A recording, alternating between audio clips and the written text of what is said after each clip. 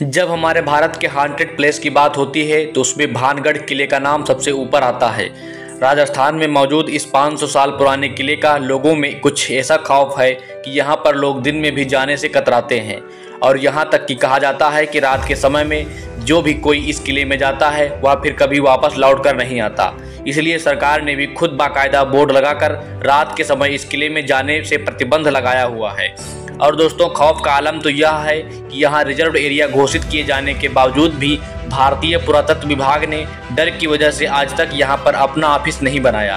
तो फिर भानगढ़ किले का इतिहास क्या है और आखिर क्यों आज इनको इतना ज़्यादा खौफनाक और भुतहा माना जाता है, यह सब हम अपनी आज की इस वीडियो में आपको बताने वाले हैं। तो भानगढ़ के इस किले का निर्माण आमेर के शासक राजा भगवान दास ने सन 1973 में अपने छोटे बेटे माधव सिंह के लिए करवाया था। उस समय यह किला पूरी तरह से खुशहाल हुआ करता था। इस किले के अंदर व इसके चारों तरफ लोगों की घनी आबादी रहा करती थी, लेकिन फिर अचानक एक ऐसी अनहोनी हुई जिससे कि इस किले की खुशियां हमेशा के लिए खत्म हो गई। एक समय खुशहाल नजर आने वाला यह विशाल किला एक भुतहा जगह में बदल गया। लोगों के मन में इसके लिए एक ऐसा ख्वाब बैठ गया कि उन्होंने इसे छोड़ना शुरू कर दिया। इसका नतीजा यह हुआ कि यह किला और इसके आसपास इलाका पूरी तरह से वीरान हो गया। यहाँ तक कि आज भी यह किला सैकड़ों सालों से इसी तरह से वीरान पड़ा हुआ है, जो कि देखने में बेहद ही खौफनाक नजर आता है। इसके बारे में लोग यह बताते हैं कि किले से लोगों के चीखने, चिल्लाने, रोने और घुंघरू की रहस्यमय आवाज़ आती है। साथ ही बहुत से लोग यह भी दावा करते हैं कि जो भी कोई इस किले में रात के समय गया वह फिर कभी वापस लौटकर नहीं आया। और यही वजह है कि दिन में भी बहुत कम लोग ही इस किले के अंदर जाने की हिम्मत कर पाते हैं। अब ऐसे में यह सवाल तो मन में ज़रूर आता है, इस किले के साथ ऐसा क्या हुआ कि इसको तरह से शापित और भुतहा माने जाना लगा है। असल में इसको हॉन्टेड होने के पीछे लोगों द्वारा एक नहीं बल्कि अलग अलग कहानी बताई जाती है, लेकिन उन सभी में सबसे फेमस जिस लोगों द्वारा बताई जाने वाली कहानी है वह है राजकुमारी रत्नावती की कहानी। कहते हैं कि जब इस किले का निर्माण करवाया गया था तब इसमें रत्नावती नाम की एक बेहद खूबसूरत राजकुमारी रहा करती थी।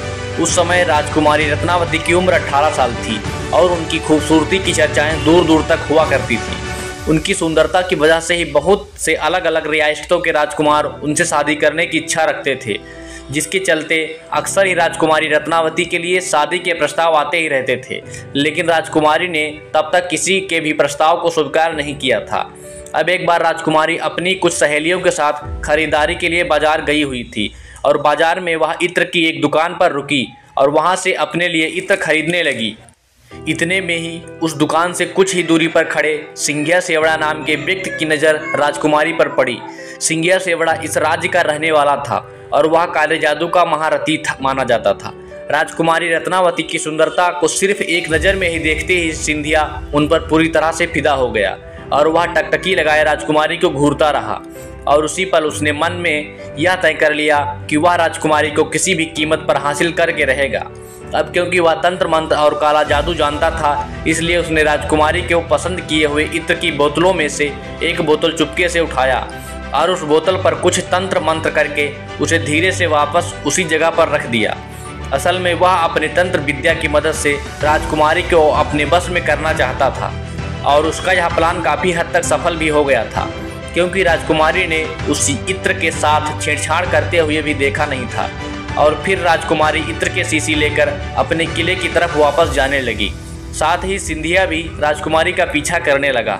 हालांकि अभी राजकुमारी सिर्फ कुछ ही दूर पहुंची थी, तभी उनकी एक सहेली ने उन्हें बताया कि एक अनजान व्यक्ति इस इत्र की शीशी पर तंत्र मंत्र किया है। असल में राजकुमारी की सहेली ने सिंधिया सेवड़ा को इत्र के शीशी पर काला जादू करते हुए देख लिया था, लेकिन वह डर की वजह से दुकान में कुछ भी नहीं बोल पाई थी। अब राजकुमारी को जैसे ही काले जादू की बात पता चली, उन्होंने वह इत्र के शीशी को रास्ते में पड़े हुई एक विशाल आकार के पत्थर पर दे मारी। पत्थर पर पड़ते ही वह शीशी टूट गई और सारा इत्र पत्थर पर बिखर गया। इस तरह से इत्र पर किया गया वह काला जादू उस पत्थर में आ गया। इसके बाद से वह पत्थर लुढ़कते हुए सिंधिया की तरफ बढ़ने लगा। दरअसल सिंधिया ने इत्र पर ऐसा जादू किया था कि जो भी कोई उस इत्र को लगाता वह खुद ही उस तांत्रिक सिंधिया की तरफ खिंचा चला आता। क्योंकि वह इत्र पत्थर पर लग गया, इसलिए वह पत्थर तेजी से उसकी तरफ बढ़ने लगा और पत्थर ने लुढ़कते हुए उस तांत्रिक सिंधिया को कुचल दिया। जिससे कि उसकी मौत हो गई। लेकिन मरने से पहले सिंधिया सेवड़ा ने यह श्राप दिया कि राजकुमारी सहित इस किले में रहने वाले सभी लोग जल्द ही एक दर्दनाक मौत में मारे जाएंगे। उनकी आत्माएं हमेशा के लिए इस किले में भटकती रहेंगी। इस हादसे के कुछ समय बाद उसके करीबी राज्य अजबगढ़ के बीच में एक युद्ध छिड़ गया। और दोस्तों, अजबगढ़ की सेना बहुत ही ज़्यादा शक्तिशाली थी। इसके चलते उनके सिपाही भानगढ़ किले में घुस गए और किले में मौजूद हर एक पुरुष, महिला, यहाँ तक कि बच्चों को भी मौत के घाट उतार दिया, जिसमें कि राजकुमारी रत्नावती भी नहीं बच पाई थी। और कहते हैं कि इस खतरनाक कत्ले आम के बाद से ही यह किला श्रापित हो गया था और उस नरसंहार में मारे गए मासूम लोगों की आत्माएं किले के अंदर ही भटकने लगी थी। किले के आसपास रहने वाले लोगों को अंदर से अजीब अजीब आवाज़ें आती हैं और साथ ही किले की तरफ जाने वाले लोगों के गायब होने की घटनाएं भी अक्सर सुनने को मिलती थी। और इन सभी चीज़ों के चलते ही किले के आसपास रहने वाले लोगों ने अपनी बस्तियां छोड़कर दूसरी जगह पर रहना शुरू कर दिया। देखते ही देखते यह किला और इसके आसपास का इलाका पूरी तरह से वीरान हो गया। इसके अलावा इस किले के भुतहा होने के पीछे एक और कहानी यह भी बताई जाती है कि जिस समय यह किला बनाया जा रहा था, तब इस किले की ज़मीन के पास ही बाबा बालकनाथ नाम के एक साधु रहा करते थे। बाबा को जब इस किले के बनने की खबर मिली तो उन्होंने राजा भगवान दास के पास एक संदेश भिजवाया कि वह अपने किले को इतना ऊंचा न बनवाएं कि उसकी परछाई मेरी कुटिया तक पहुंच जाए। अब राजा भगवान दास ने बाबा की उस बात को गंभीरता से नहीं लिया और जब यह किला बनकर तैयार हुआ तो उसकी परछाई बाबा बालकनाथ की कुटिया तक पहुंच गई। और दोस्तों, उस परछाई को देखकर बाबा क्रोधित हो गए और गुस्से में उन्होंने श्राप दिया कि भानगढ़ पूरी तरह से तबाह हो जाएगा। और दोस्तों, बहुत से लोग आज भी यही मानते हैं कि भानगढ़ किले की यह हालत बाबा बालकनाथ के श्राप की वजह से हुई है। इसके अलावा एक कहानी यह भी बताई जाती है कि भानगढ़ में एक युद्ध हुआ था जिसमें भानगढ़ के सिपाही पूरी तरह से हार गए थे, लेकिन भानगढ़ के राजा और उनके परिवार के दूसरे लोग अपनी जान बचाकर वहां से भागने में कामयाब रहे। अब चूंकि उन लोगों ने किले में अपना काफ़ी सारा खजाना छुपाया हुआ था, इसलिए दुश्मनों से उस खजाने को बचाने के लिए एक झूठ फैलाया गया कि यह किला पूरी तरह से स्थापित है और अगर कोई व्यक्ति इस किले में जाएगा तो उसकी तुरंत ही मौत हो जाएगी। और इस तरह से खजाने को बचाने के लिए फैलाई गई यह अफवाह लोगों ने सच मान ली और भानगढ़ का यह किला हमेशा के लिए हांटेड समझा जाने लगा। वैसे वजह चाहे जो भी रही हो, लेकिन इतना ज़रूर है कि किले को भुतहा बनाने में हमारी सरकार का भी काफ़ी हाथ रहा है। दरअसल कानून में भूत प्रेत और बुरी आत्माओं जैसी कोई भी चीज़ की कोई जगह या फिर मान्यता नहीं दी गई है और आज तक किसी भी कोर्ट ने अपना कोई भी फैसला भूत प्रेत को ध्यान में रखकर नहीं सुनाया।